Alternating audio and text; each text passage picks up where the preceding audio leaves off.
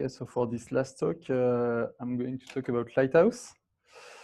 So Lighthouse is probably a tool that you know if you already build some progressive web apps. Actually, it's a good tool for newcomers in this world because it can test your app and check if it meets all the requirements to be a good progressive web app. But it's also more than that, actually. In a general way, it's a tool that can audit the performance and the quality of your app. And it has more and more interesting tests as the project is growing. Plus, we'll see that it has some nice advanced features. So first, it's just a simple Chrome extension. So it's very easy to install, very easy to use. So let's test it. Okay, here is a homepage of a blog that we will use for our tests. So I'm running Lighthouse. It's taking the control of my browser, actually, refreshing the page several times in different conditions, like without networks, without JavaScript, etc. It will also simulate a mobile device by reducing the speed of the network and the speed of my CPU. And at the end, it will generate this report. So if you haven't used Lighthouse recently, you can notice that it changed a little bit. Now we have 4 distinct categories. The classic PWA checklists with the service worker, for example, the fact that the application should work offline, that it should display something if there is no JavaScript on the client. We also have the performance category with some nice and very user-centric metrics, like the time to see the first meaningful paints, the time when the user will be able to start interacting with the page, etc. We also have an accessibility audit, something that we often forget about, and also best practices with various tests. Okay, we'll try to improve this this score. So I'm going to my app. I will just add a service as a service worker. So I'm not going into details about what this service worker is doing, but quickly, it's just a really basic service worker generated by SW Precache and included with Webpack. Plus, at the same time, I'm going to change this logo at the top of the page by a very heavy image, a 3 megabyte image, just to see what Lighthouse think about that. Okay. Oops. Let's rebuild the app and run the test again.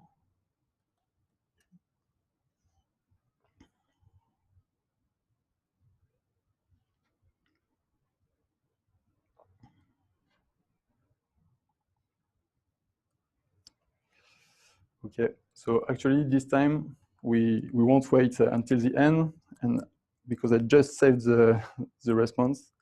So here is a report.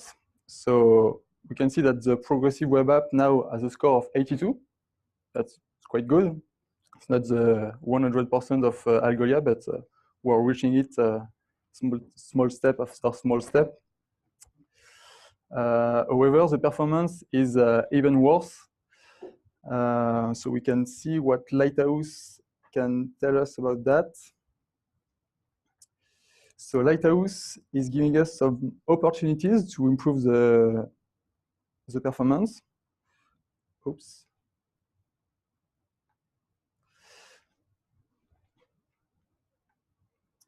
And the first opportunity is properly sized images with probably our image yes, logobig.png, which could save 3 megabytes. So it's not a big surprise, but at least it's good to know that Lighthouse can see and prevent that kind of mistake. But yes, if you want to really go and really work on your performance, at the end you will have to get your hands dirty and do the stuff yourself. Lighthouse won't be able to do everything for you. Okay. So that's already nice, but there is something I like even more with Lighthouse. It's the fact that it's a node module. So it means that you can use it programmatically.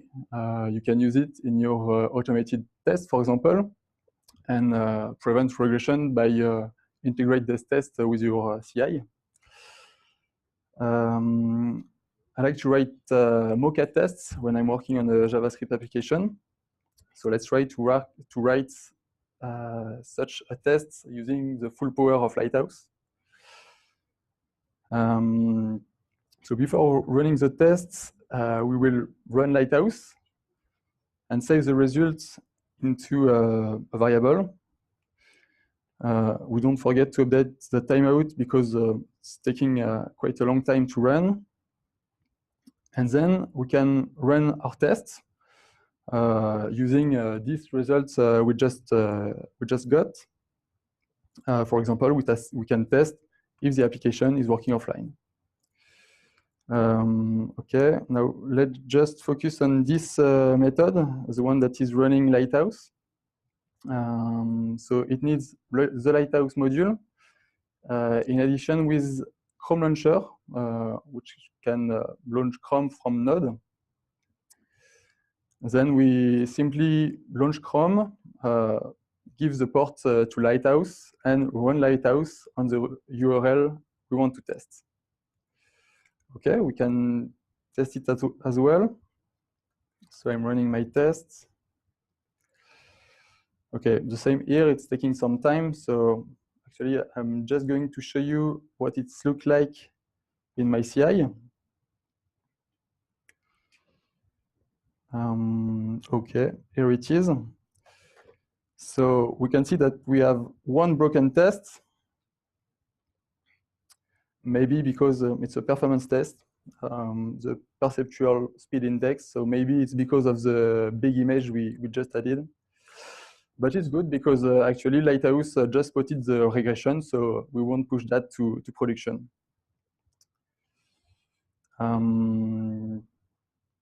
Okay. So we have seen one of the main drawbacks of using Lighthouse in automated tests is the fact that it's taking a very long time to run. It was taking actually almost 1 minute, and we only tested the home page. But actually, we can configure that. We can configure every test we want to run. For example, if I'm only interested in the performance tests, I can ask Lighthouse not to run other tests and to save some time. In a general way, I can run only I can configure everything. I can even write new tests, and that's what we are going to do now. So first, let me show you a bit of the Lighthouse architectures. So I don't understand everything in this diagram, but we'll focus on these two elements. So we have the gatherers that are collecting the data from the browser, and we have audits that are doing the assertions on this data. Let's take an example. So here is a gatherer that is getting the HTML from a page that is loaded without JavaScript. So this gatherer has two methods, before and after. So before loading the page, we will disable JavaScript. And after, we will just query the full body of the page. So very simple. And this is the audit. So this audit is checking that the page is returning something if it's loaded without JavaScript. it has two methods. In the first one, we will name our tests, we will name our audits, and we will provide it with the required gatherers so it can run. And in the audit method, we'll just do the assertions and return the results as an array, as an object. Okay, I can show you what it can look like at the end. So this is a report I generated with a custom audit. So now you can see that we have a fifth category. And in this category, we have our custom audit that is actually measuring the time when the article list is initialized. Well, it's not a very interesting test, but I trust you that you can do better. Okay, so I'm almost done. Just wanted to talk about two interesting features I like. First one is the fact that we can also run Lighthouse on real mobile devices using ADB. Because when you're running your tests on your desktop browser, you're actually simulating a mobile device. So maybe it's enough for you, but if you want to be closer to the reality, Lighthouse is providing a way to do it. And the second point is this small application made by Google.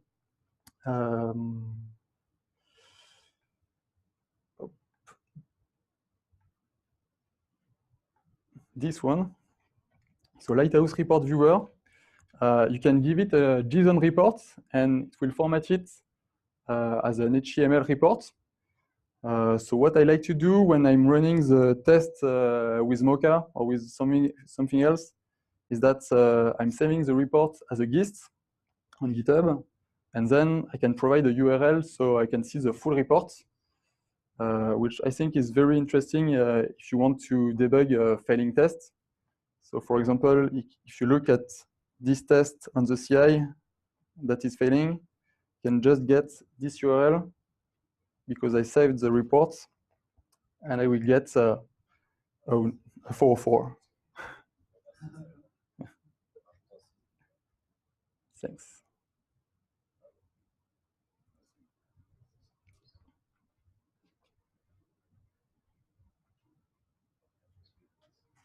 Okay.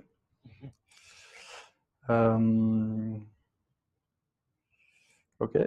So here is a few resources that you can use. The first one is the repo I use for my tests. Second one is the official repo from Lighthouse. And third one is a video from the Google EO conference that is talking about Lighthouse. Thank you.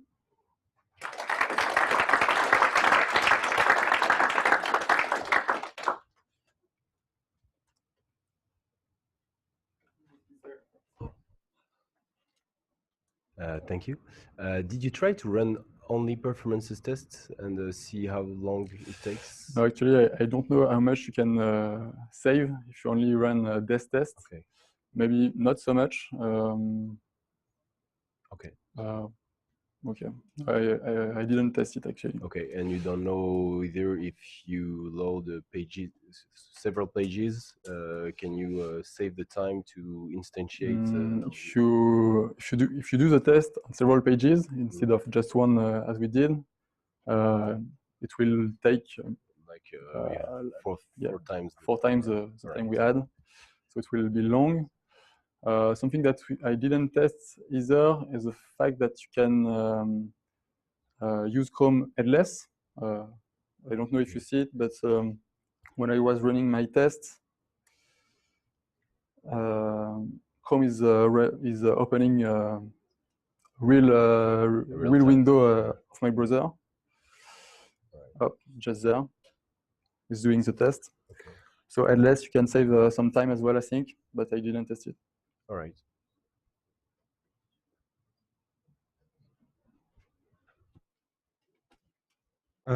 What is ADB? ADB is a tool.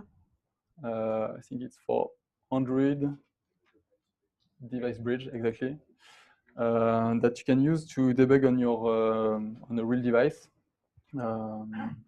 So when you're developing a mobile application, for example, that's what you can use to see your application that is currently in development on your mobile, just by connecting it on USB. So it's for Android, and I don't know if it works, how it works, but you can do many stuff with that. I have one question about the upcoming updates that are planned for Lighthouse. For instance, you were telling that we didn't have the tools to correct the images size, for instance. Is there a planning on including an automatic resizing tool, for instance, for just the images, or very small quick wins that could help people out? I'm not sure. They talk about what they plan to do during the last Google I/O conference. They didn't talk about that. I think their plan is to build more and more tests. They plan to work on SEO tests, for example. Other tests I can't remember exactly, but it will stay a tool to audit your app and not to fix it automatically, at least for now.